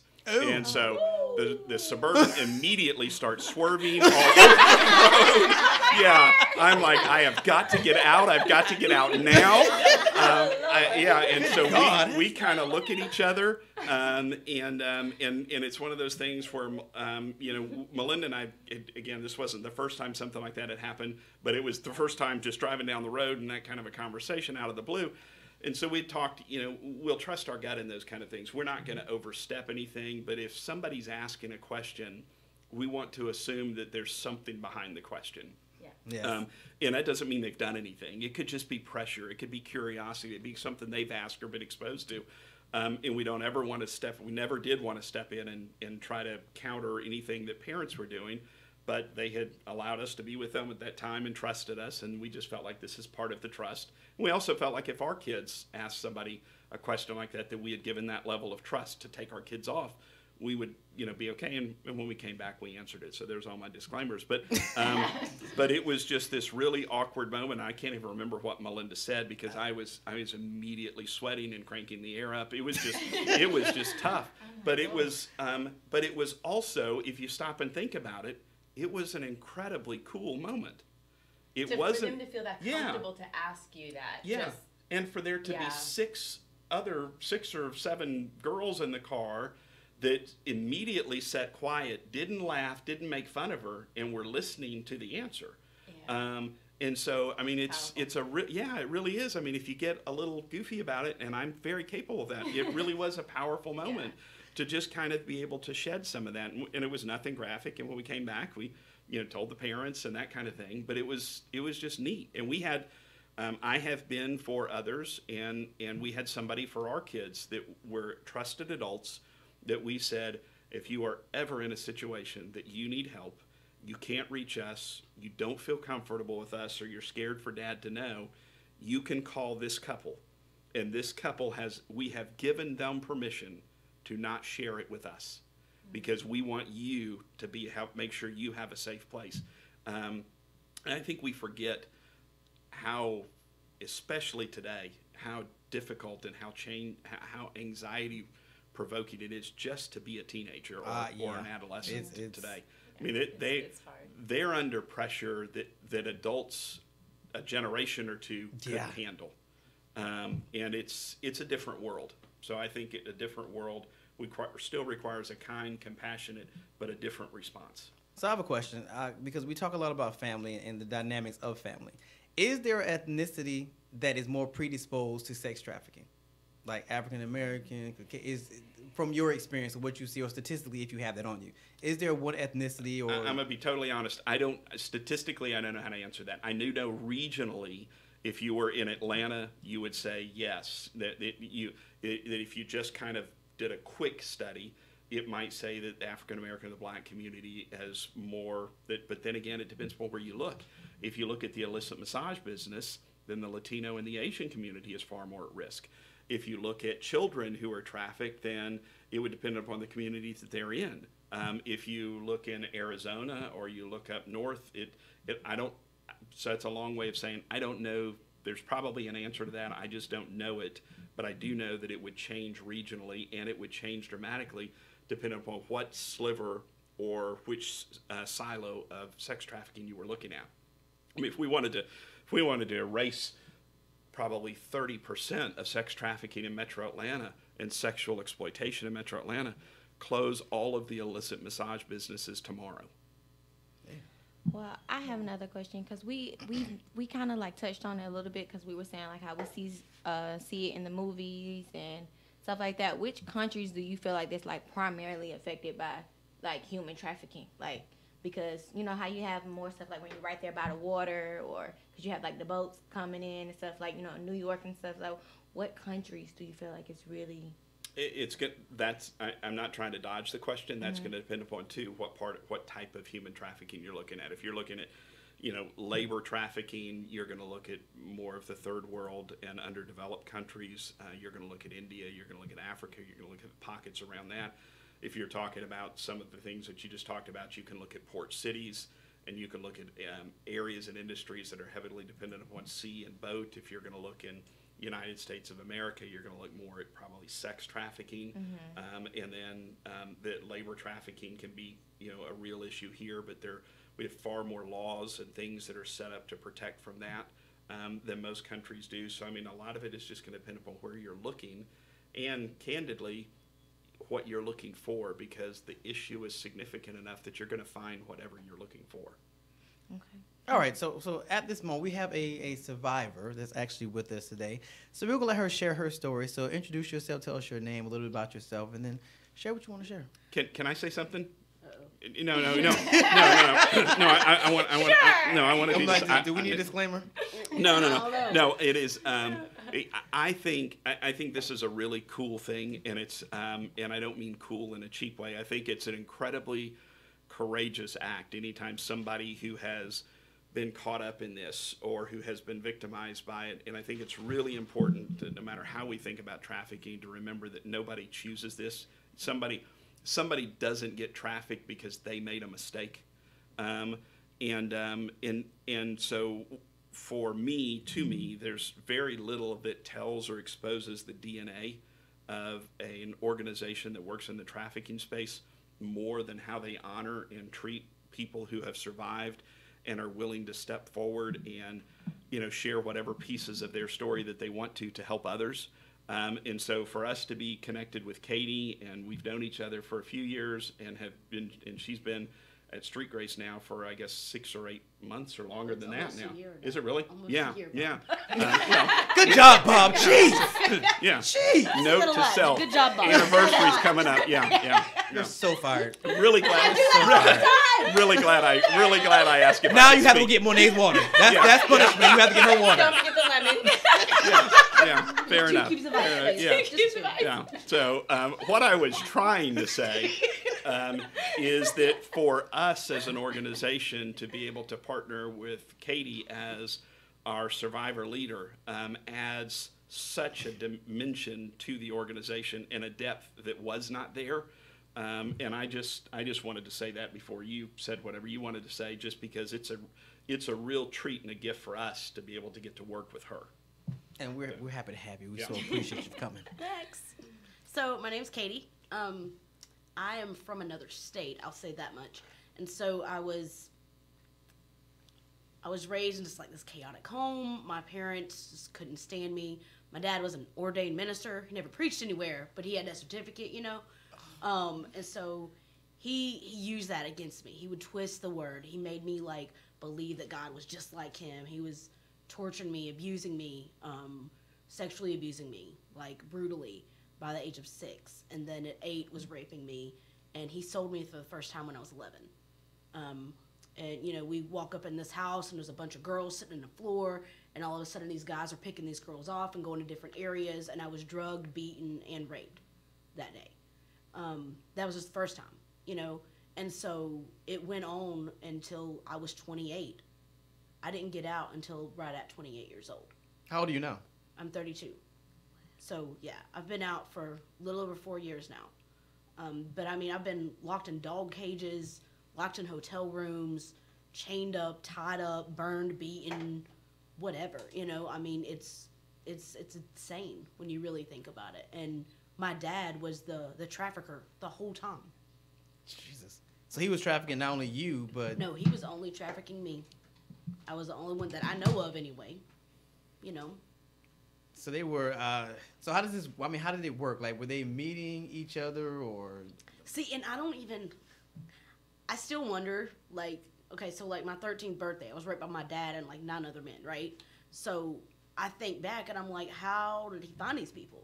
Because this before the internet was huge is when he started it, you know, like not everybody had computers in their house. This is like 98, 97, 98, you know, like, not, people didn't have computers in their house. It wasn't a big deal. And I'm like, yeah. you just stand around a water cooler at work and be like, hey, you want to rate my daughter? Like, how do you find them? That's You know? And especially back then, now it's easy, internet. Yeah, I mean, bang, now you just like, go on any nothing, site and you know, click on it. But I mean, he would take me to different places, and almost every time he would make me strip down. He took my clothes and he would leave. And then when the guy was done, he'd come back. That's how it went. There was a few times he took me to like these warehouses, and there was a bunch of people there. It was a bunch of girls, a bunch of men. You were pretty much getting auctioned off, you know. I mean, so that setup was a little different than the normal that I went to, because normally he was taking me to somebody's house, a doctor's office, just whatever, all over the place. And usually he was the one taking me. It was, sometimes we had men would come over to our house, though. Most of the girls that were with you, were they like foreign girls, or were they No. American girls, or? There was one time I remember seeing this girl. She looked like Asian. I don't know if she was Asian. Like, I don't know if she was American or what. She looked Asian. It's not like we got to talk, you know. But everybody else, white and black, little girls. And the sad part, when I was 12, I was the smallest one. And when by the time I was 14, I was one of the bigger ones. So the age just, like, flipped, even while I was there. And I think one of the things that this story and others that you hear when you have an opportunity to speak to folks who have been through this is that that what you see is there's not a normal. There's not a set pattern. I mean, there are things, you know, like we talked about online and things like that. That are more fertile grounds, but there's not just kind of one story. There's not one pathway in, and there's not one pathway out. And, you know, candidly,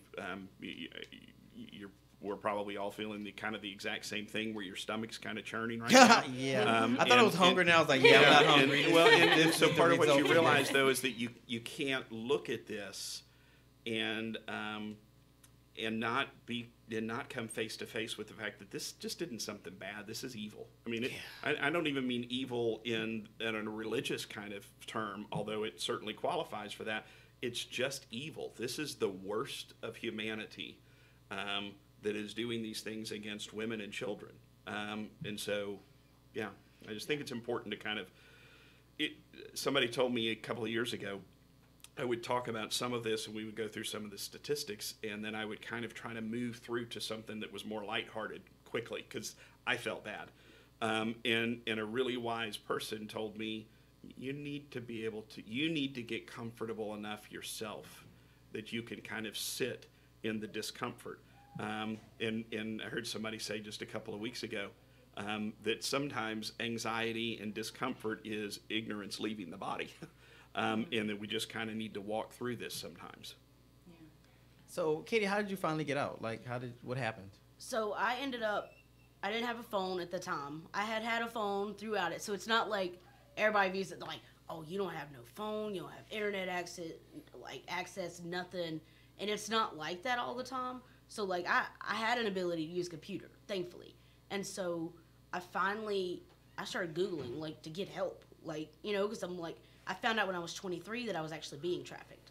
And that was just by a friend I'd gotten connected to. We started talking and, you know, and come to find out she works with survivors, and she's like, you know, you're being trafficked, right?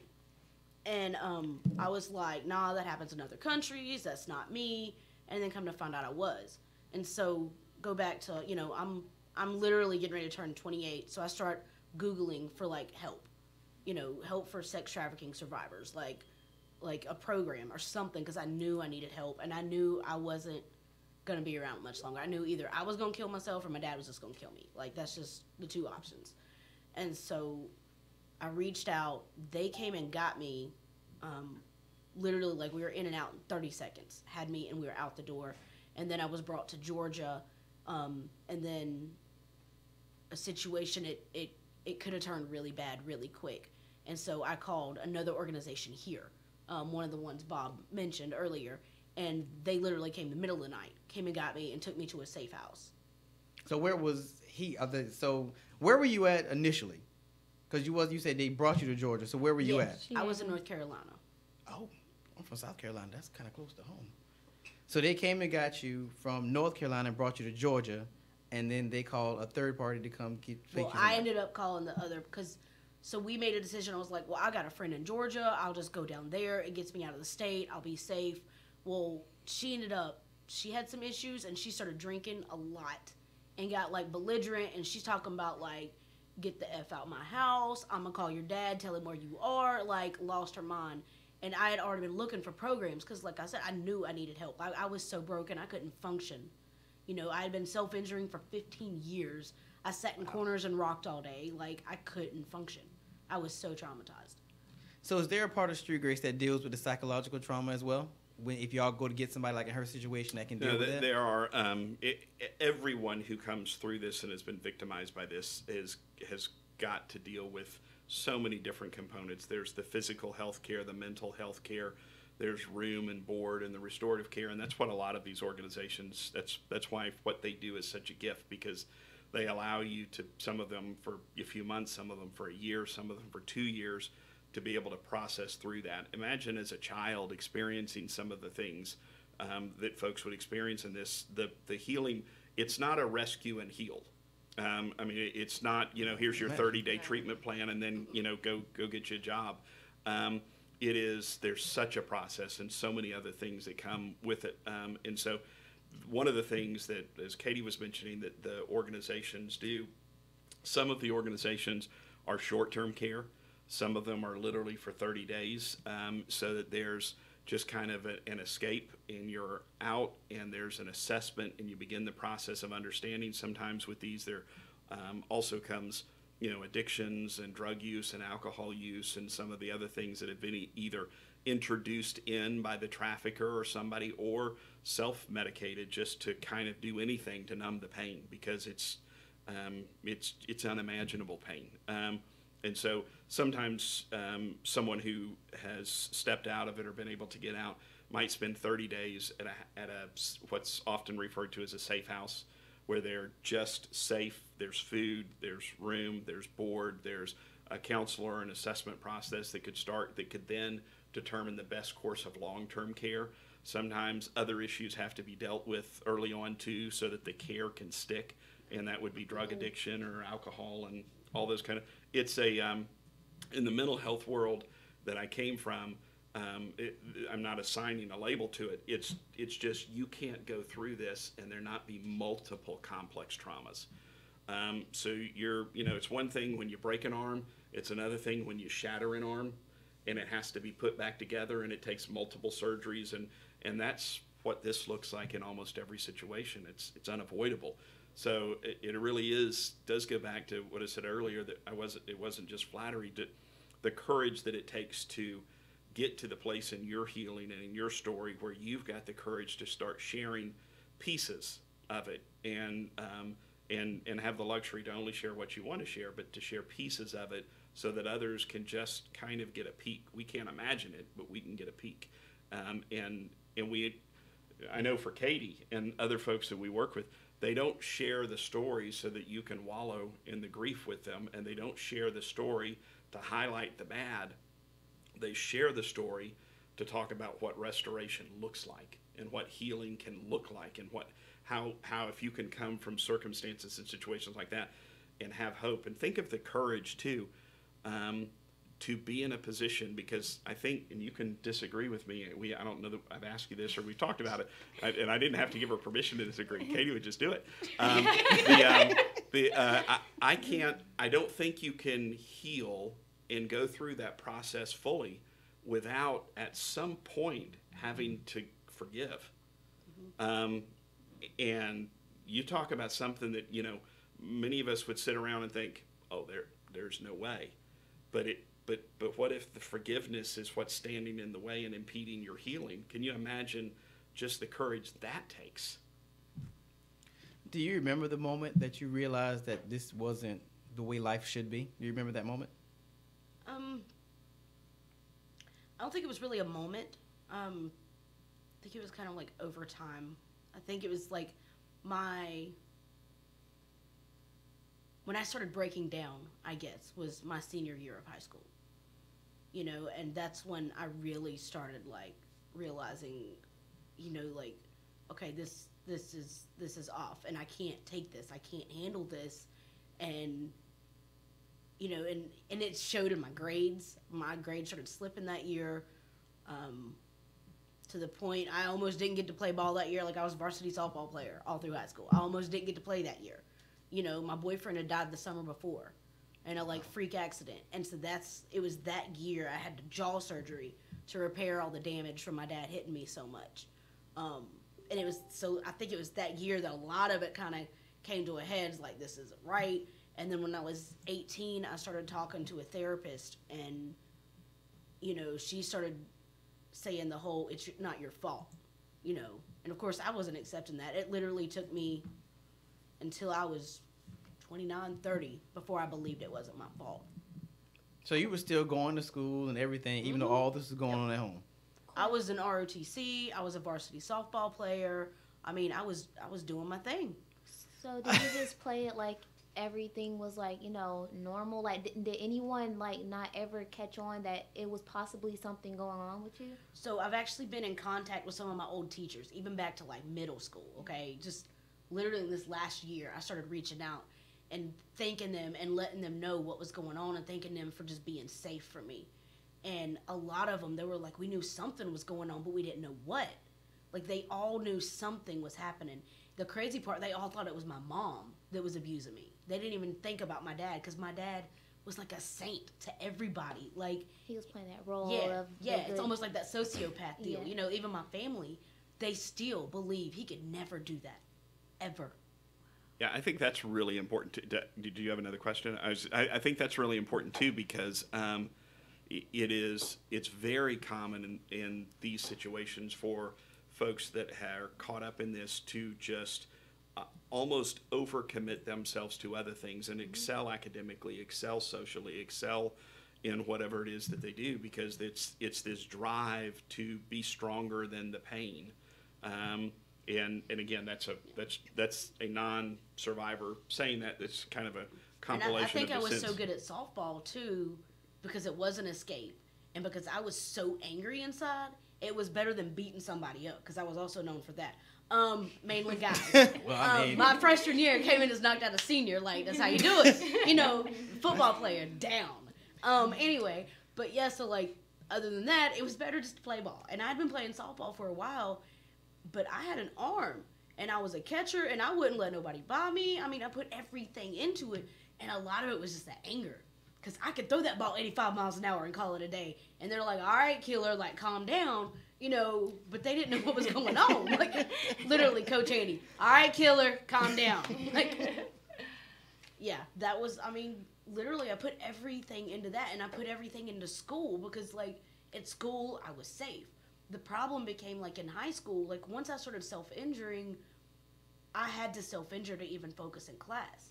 And so I would, you know, you remember the little sweatbands, little wristbands? The flat ones, or? No, like the sweatbands. Oh, yeah. Yeah, like the big cotton ones, we used to wear them around the head. Yeah, the really 90s, hot. hey. So really I would put them on my arm up here and put tacks and just sharp stuff in them, so it would squeeze it on my arm all day. My God. Because that's how I could focus in class. I'd sit there and then doodle, and that's how I remembered everything in class, and that's why I did so well up until, like, into my senior year, you know. But that's also when I started, like, overdosing and all that other stuff, and just, yeah, it was bad. So one of the things that we say when we do trainings at churches and at schools and things like that, and over the next couple of weeks with school season kicking back in, we've got a lot of training coming up with school systems and administrators, and is just to challenge people, the kid who and this doesn't always apply, but the kid who might be the frustrating kid in class, the kid who's always acting up, the kid who's always withdrawn, the kid who won't look you in the eye. As hard as it is, and I know that teachers and things like that are some of the most underappreciated people in society, okay? But as hard as that is, to just remember sometimes to try to peek beneath the surface, because sometimes the kid that you just can't get a handle on, that's telling you something, right? You don't know what, but it's telling you something. And just to have the added patience and added discipline to try to look beneath the surface and just peek and see if there's anything else going on. Because now in school systems, I mean, look, there's we're all short-staffed, but there's an abundance of resources. Schools are training on this. Laws are requiring that there be training criteria met and things like that. Churches are talking about this. Governments are talking about it. Cities are talking about it. States and nations are talking about it. So if there's ever been the right time or a great time to be in this fight, it's now, because we are reaching this tipping point. And when will it shift? It'll shift when it is no longer acceptable to society. And we're beginning to get there because we're having some really hard conversations. So there's never, I mean, as an advocate in the fight, there's never been a better time to be in it. It feels like the tide is swelling enough now that over the next decade or two, we could literally see changes that could be sweeping changes that could occur across the globe. I don't think we'll eradicate it in the next 20 years. But when it becomes globally unacceptable to exploit another human being, that's when we can see some good things happen.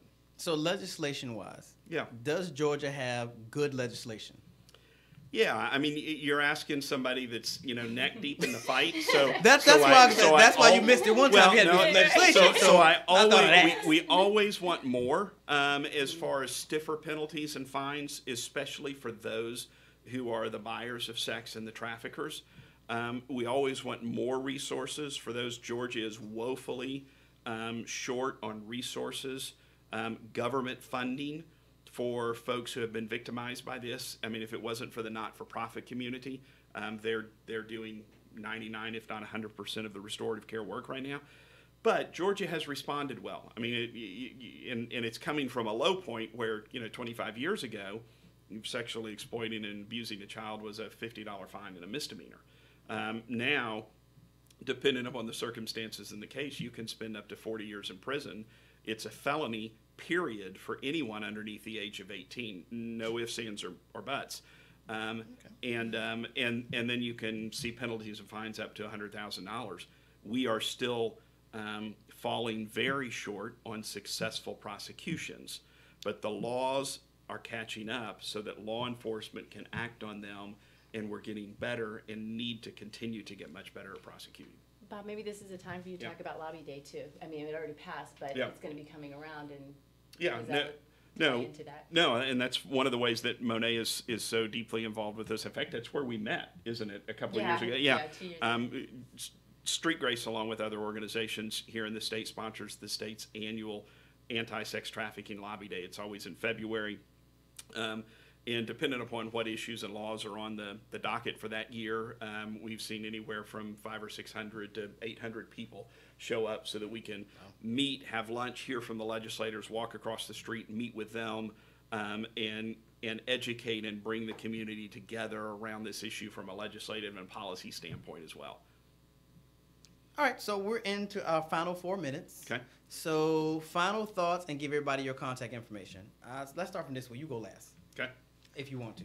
Yeah, so, I'm Katie at streetgrace.org, so it's KAYTI at streetgrace.org. If you just want to get a hold of me, got any questions, whatever, reach out. Know a survivor needs support or anything, let me know. And oh Lord, the princess is going now. Now the princess is going. I don't have my water lemon yet. No, I'm just playing. Anyway, shadesofmonet.com, and I work heavily in the beauty industry. I do work side by side with Street Grace as well, and you can just get on my website. That'll be fine. And just one comment that she won't say. One of the things that is unique, and I would challenge others to think about, is what Monet has done is she doesn't just work alongside of us. She doesn't just speak with us, and she doesn't just believe in us. She uses her businesses and creates a model of philanthropy so that what she does, we financially benefit from as well. I mean, I want to be really candid about that, because I think that's a really important thing is, profits for good. And so you shout out to Monet. I'm Bob at streetgrace.org, and it's streetgrace.org, and the website streetgrace.org. All the resources and materials that we have on the website are free. We've got a book that we've just done that's Raising Kids in a Digital Era, and it's a handbook for parents and caring adults that could be really helpful as you talk about what you can do to protect your children, your home, and people that you have influence over. And we'd just be delighted to help in any way that we could. Okay. Well, I guess that means I'm next. Well, before we go, the statistics that she gave, just to leave you with some thoughts, we had the research team come with some statistical data that they found. So just kind of give you an idea of what we're actually dealing with, if this wasn't enough for you. So I know. Well, you got a minute. Okay. Got a minute. Well, I guess I can do like. Well, do the top one. The top one was good. Okay.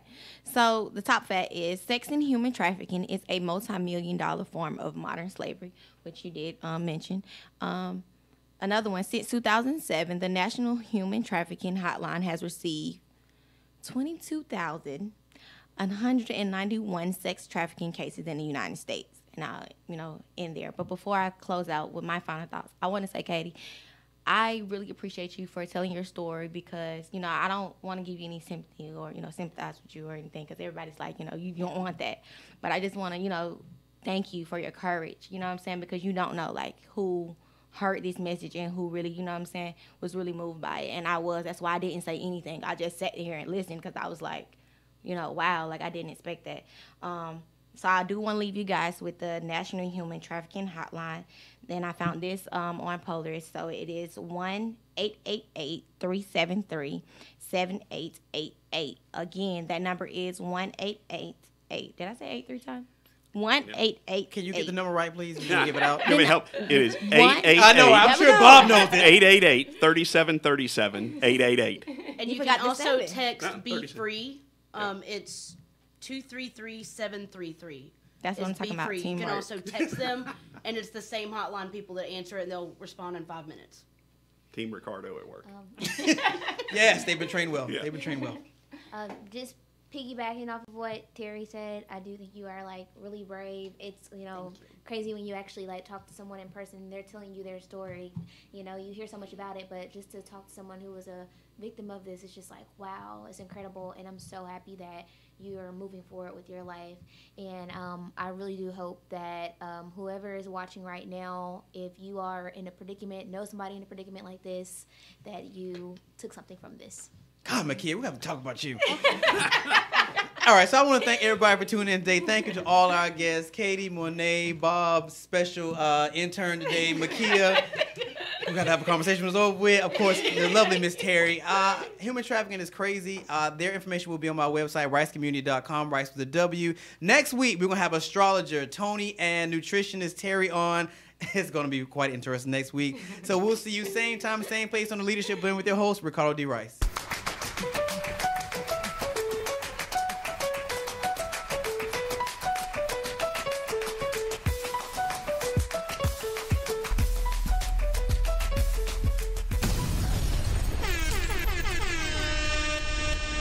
IBNX Radio.